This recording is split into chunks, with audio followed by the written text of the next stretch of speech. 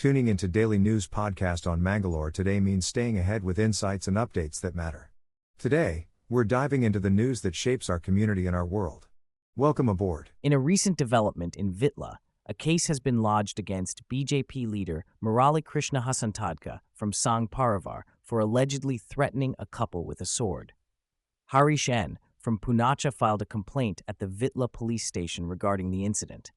The complaint states that on April 16th, Muralikrishna went to Harish's home when his wife Sridevi was alone and threatened her. The reason behind the threats is believed to be Harish's involvement in a petrol pump business in Saradka, where Sridevi and Muralikrishna are business partners. An FIR has been registered against Muralikrishna Hasantadka following a court order. The dispute over their business seems to have sparked this unfortunate series of events. Stay tuned for more updates on this developing story. Tragedy struck in Puttur as a two-wheeler rider lost his life in a fatal road accident. The victim, identified as 74-year-old Francis Lewis from Kemenj, was riding his Activa scooter when a lorry collided with his vehicle from behind near the Mai de Deus church. Despite immediate medical attention and efforts to shift him to a hospital in Mangaluru, he succumbed to his injuries. The deputy mayor of Puttur City Municipality, Balachandra Kemenj, was among those who rushed him to the hospital. A case has been registered at the Puttur Traffic Police Station based on a complaint filed by Joseph D'Souza.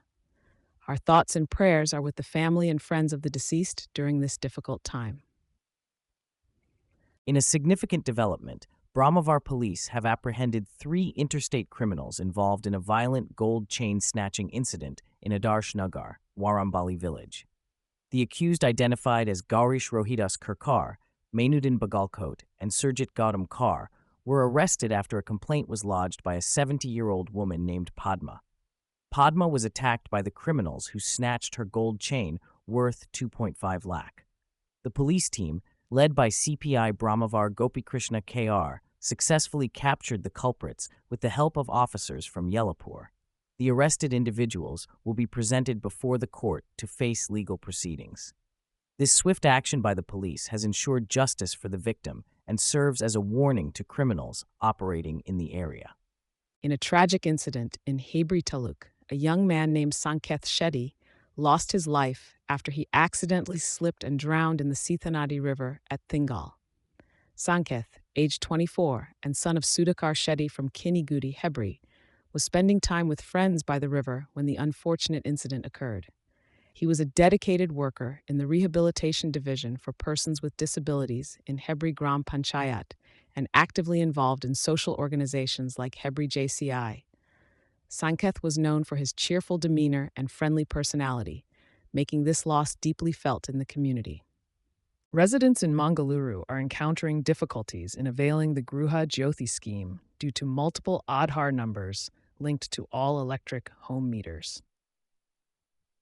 The Dakshina Kannada District Guarantee Scheme Implementation Committee received complaints from tenants struggling to register for the benefit. With only one Aadhaar number allowed per meter, the issue of delinking Aadhaar once a tenant vacates remains unsolved. While the government recently introduced an option to delink Aadhaar for those shifting homes, confusion persists as previously linked Aadhaar numbers of former tenants continue to interfere. To address this, MESCOM is working to disconnect multiple Aadhaar numbers linked to meters to enable new tenants to avail the scheme. Residents can manage their registrations or delinking process through the sevasindex.karnataka.gov.in website. In Mangalore, the KEONICS is all set to launch an IT center on a 3.5-acre land at Blueberry Hills. With an initial space of 4 to 5 lakh square feet, the center can expand up to 10 lakh square feet in the future. The bidding process is set to begin next month, with the groundbreaking ceremony scheduled for June. The chairman, Sharat Bachegowda, emphasized the importance of talent over incentives for industry growth. The event, TechWaves 2025, highlighted Mangalore's potential in the IT sector, aiming to establish itself as a key player in the global tech market. Chief Minister Siddaramaya's budget speech also mentioned plans for KEONICS to establish global technology centers in cities like Mangalore. Local MP Captain Brijesh Chowda proposed the development of a maritime university in Mangalore and emphasized the city's potential in industries like petrochemicals, maritime, and healthcare. Discussions during the event focused on topics like GCCs, deep tech, and Mangalore's prominence in IT services. In a recent development, former Deputy Superintendent of Police Anupama Shenoy has raised serious concerns regarding the alleged involvement of Popular Front of India, PFI, members in the murder of retired Director General and Inspector General of Police Om Prakash. Ms. Shenoy, now an advocate in Udupi, emphasized the need for a thorough investigation into Prakash's links with PFI, as revealed by his wife Pallavi in a WhatsApp chat.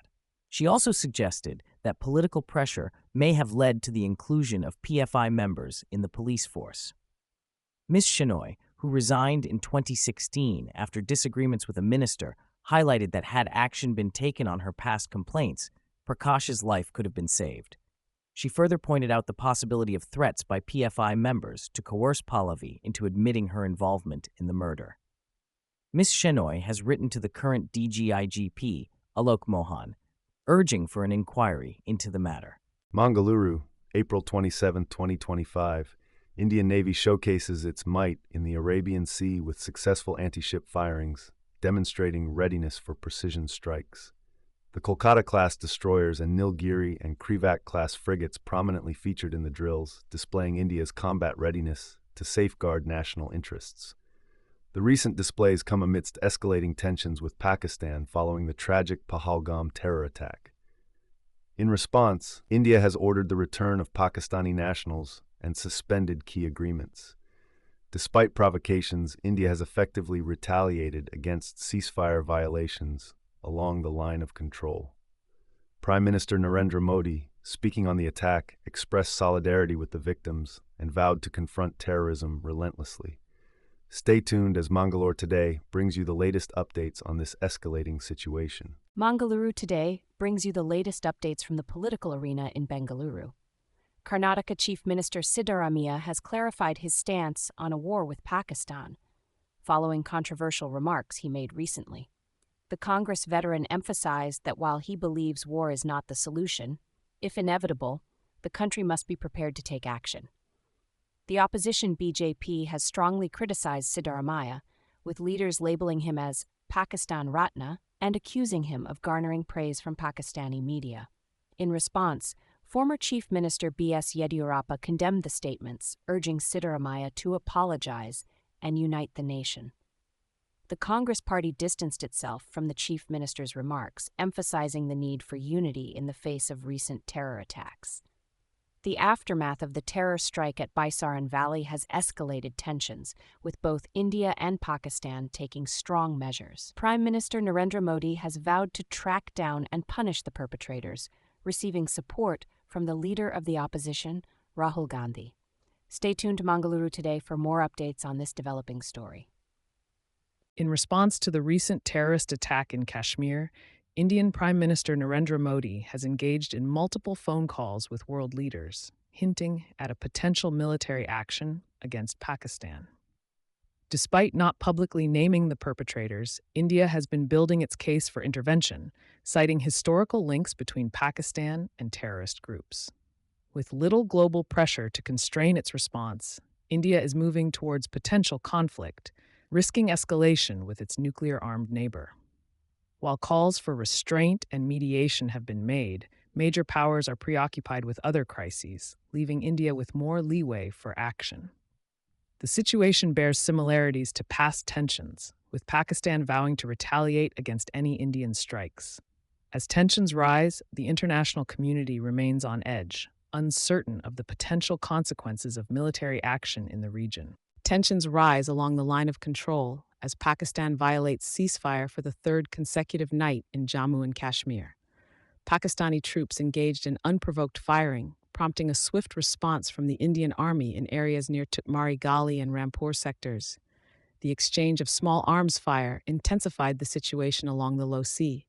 The Indian Army remains vigilant, ensuring a strong defense against any provocations. Stay tuned for more updates on this developing story from Mangalore Today. In a major development, the Enforcement Directorate, ED uncovered a staggering 2.5 crore in undisclosed cash during a raid at the residence of Aishwarya Gowda, a 33-year-old woman accused of money laundering in Mangalore. Gowda allegedly posed as the sister of Karnataka Deputy Chief Minister D.K. Shivakumar and his brother, former MP D.K. Suresh, to extort jewelers and businesses. Following her arrest under the Prevention of Money Laundering Act, the ED was granted 14 days custody for further inquiries. Search operations at 14 locations linked to Gowda led to the seizure of incriminating evidence and cash proceeds. This investigation was prompted by numerous police complaints against Gowda, her husband, and accomplices for duping investors with false promises and connections to politicians. The ED's swift action underscores their commitment to combating financial crimes in Mangalore. Stay tuned as more details unfold in this ongoing case. That wraps up today's edition of the Daily News Podcast. We're grateful for your viewership. For additional details on today's stories, head over to mangaloretoday.com. And remember, subscribing to our channel keeps you ahead with the latest news. Stay informed, stay safe.